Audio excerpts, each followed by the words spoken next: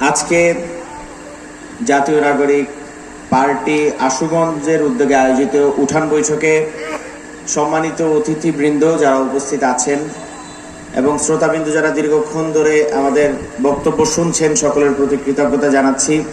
শুরুতেই একটা কথা বলি, আসলে যেই শিরোনামে আজকে আমাদের আয়োজন উঠান বৈঠক, এই শিরোনামটা, এই শব্দটা, এই শব্দবন্ধের সাথে আমরা যদি পরিচিত থাকি তাহলে আজকের উপস্থিতি নিয়ে আমাদের আসলে খুব বেশি শঙ্কিত হওয়ার কারণ নাই। আমি শুধু এতটুকুই এখানে অসামঞ্জস্যতা দেখি যে উঠান বৈঠক, উঠান থেকে আমরা একটু বড় পরিসরে একটা মাঠে আয়োজন করেছি, কিন্তু একটা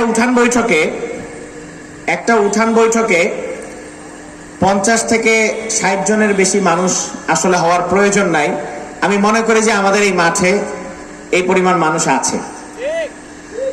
অতএব আমাদের রাজনীতির যে লক্ষ্য উদ্দেশ্য, আমরা মানুষের কাছে যাব, মানুষের কথা শুনব, সেই লক্ষ্য উদ্দেশ্যে আমরা সঠিকভাবে আমাদের যাত্রা পরিচালনা করতে পারছি কিনা সেটাই দেখার বিষয়।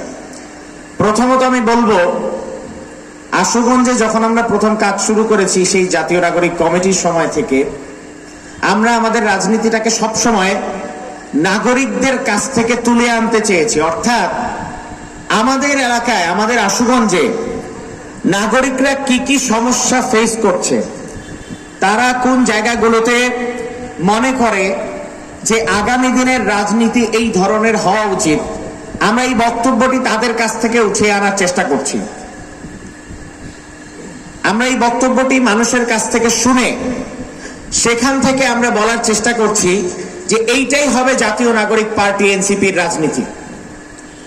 আপনারা যদি মনে করেন যে বাংলাদেশে নতুন রাজনৈতিক বন্দোবস্তের মানে হচ্ছে নাগরিকদের সকল সমস্যার সমাধান করা এবং এই যেই সমস্যাগুলোর মধ্যে নাগরিকরা আছে সেই সমস্যাগুলো থেকে নাগরিকদের বের করে নিয়ে আসা, সেটার যেই উপায়, যেই পলিসি আপনারা এই আশুগঞ্জে বসে নির্ধারণ করবেন, আপনাদের জন্য আমরা সেই রাজনীতিটাই হাজির করব ইনশাল্লাহ। সেটাই হচ্ছে আমাদের নতুন রাজনৈতিক বন্দোবস্ত। আপনারা দেখেছেন জাতীয় নাগরিক পার্টি একদম প্রথম দিন থেকেই বাংলাদেশকে একটি ফ্যাসিবাদী কাঠামো থেকে বের করে নতুন একটা বাংলাদেশ গঠনের চেষ্টা করছে। এর মানে কি? এর মানে হচ্ছে আমরা গত 53 বছর যেই বাংলাদেশ দেখেছি, এই যে পেশি শক্তির রাজনীতি, এই যে লোক জড়ো করার রাজনীতি, এই যে অনেক বেশি মানুষ প্রদর্শন করে আমার দলে এত লোক আছে, এটা প্রদর্শনের রাজনীতি, এই রাজনীতি দিন শেষে আমাদেরকে কোনো মুক্তি দিতে পারে নাই। অতএব আপনারা আজকে এখানে যারা আছেন, আপনারা সিদ্ধান্ত নেবেন আগামী দিনের বাংলাদেশে নতুন নতুন কি কি সংস্কার আসবে এবং নতুন বাংলাদেশটা কোন পথে পরিচালিত হবে, এই সিদ্ধান্ত আপনাদেরকে নিতে হবে। আজকে এখানে আমাদের শ্রদ্ধেয় যুগ্ম আহ্বায়ক সরোয়ার তুষার আছেন। আমরা টকশোতে নিয়মিত তার বক্তব্য শুনি। এটা শুধুমাত্র টকশোর বক্তব্য না, দিক নির্দেশনামূলক কথা তিনি আজকেও বলবেন। ওনার বক্তব্যগুলো হচ্ছে এনসিপি আগামী দিনে নাগরিকদের জন্য কি রাজনীতি উপহার দিতে চায়, সেই রাজনীতির রূপরেখা। আপনারা খেয়াল করে থাকবেন, এনসিপি যে জুলাই সনদের কথা আরো বহু মাস আগ থেকে বলে আসছে, যেদিন জুলাই সনদে স্বাক্ষর করা হলো, এনসিপি কি সেখানে স্বাক্ষর করতে গেছে? আপনারা জানেন কিনা এনসিপি কি স্বাক্ষর করেছে? কেন করে নাই? এই কেনর উত্তর আপনাদেরকে জানতে হবে। এনসিপি জুলাই সনদে এই কারণে স্বাক্ষর করে নাই যে এই জুলাই সনদটা জুলাই আন্দোলন, জুলাই আগস্টের গণ অভ্যুত্থানের কারণে বাংলাদেশের জনগণের মধ্যে যে নতুন বাংলাদেশ গঠন করার একটা আকাঙ্ক্ষা তৈরি হয়েছে, এই জুলাই সনদটা সেই আকাঙ্ক্ষার প্রতিফলন না। সহজ ভাষায় বলি, আমাদের দেশে 1990 সালে একটা গণ অভ্যুত্থান হয়েছিল, আপনারা জানেন। এই গণ অভ্যুত্থানের পরেও রাজনৈতিক দলগুলো একসাথে বসে কিছু রূপরেখা ঠিক করেছিল যে আগামী দিনে বাংলাদেশটা এইভাবে চলবে। কিন্তু 90-এর গণ অভ্যুত্থানের পরে যে সরকার গঠন হয়, সেই সরকার জনগণকে দেওয়া তাদের প্রতিশ্রুতিগুলা শুধুমাত্র কাগজে লিপিবদ্ধ অবস্থায় সীমাবদ্ধ রেখেছে। তারা বাংলাদেশকে নতুন ভাবে গঠন করে নাই। আমরা তাই জুলাই সনদকে সামনে রেখে, এই কাগজকে সামনে রেখে বলেছি, যদি এই কাগজকে আইনি এবং সাংবিধানিক ভিত্তি না দেওয়া হয় তাহলে জাতীয় নাগরিক পার্টি এনসিপি এই কাগজে স্বাক্ষর করবে না। আমাদের বক্তব্য পরিষ্কার, আমরা জনগণের সাথে প্রতারণা করতে পারবো না।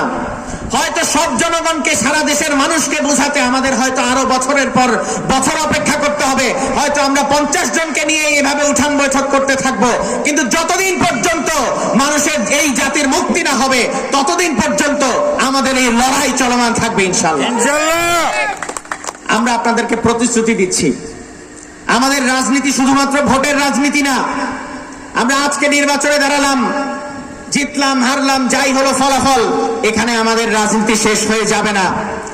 জুলাই আগস্টের শহীদদের রক্তের কাছে আমাদের দায় আছে, আমাদের কাঁধে শহীদদের রক্তের দায় আছে, আমাদের প্রত্যেকের কাঁধে আছে। আপনারা যারা জুলাই যোদ্ধা, আপনাদের কাঁধে কি শহীদদের রক্তের দায় নাই?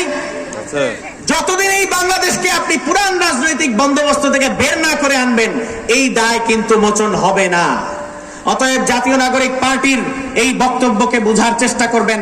আপনারা যারা জাতীয় নাগরিক পার্টির সাথে আছেন, এনসিপির সাথে আছেন, নতুন বাংলাদেশকে গঠন করতে আমাদের এই লড়াই যত দীর্ঘ হোক, আপনারা কারা কারা আমাদের সাথে এই লড়াইয়ের জন্য প্রস্তুত আছেন ইনশাআল্লাহ।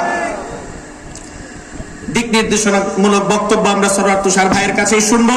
আমি আমার বক্তব্য দীর্ঘায়িত করব না, শুধু এটাই বলবো, কিছু ব্যর্থতা, কিছু সমন্বয়হীনতা এটা আমাদের স্বীকার করে নিতে হবে। নিজেদের সমালোচনা, আত্মসমালোচনার জায়গায় কোনো ঘাটতি থাকার প্রয়োজন নাই। আমি মনে করি আগামী দিনগুলোতে আমাদের যে সীমাবদ্ধতা আছে, যেই জায়গাগুলোর কারণে আমরা মনে করছি যে কিছুটা সমন্বয়হীনতা হয়েছে, আমরা আশা করছি আগামী দিনে আমরা সেই জায়গাগুলোতে আরো ভালো করার চেষ্টা করব। আপনাদের সমর্থন, সহযোগিতা এবং দোয়া কামনা করে আমি আমার বক্তব্য শেষ করছি।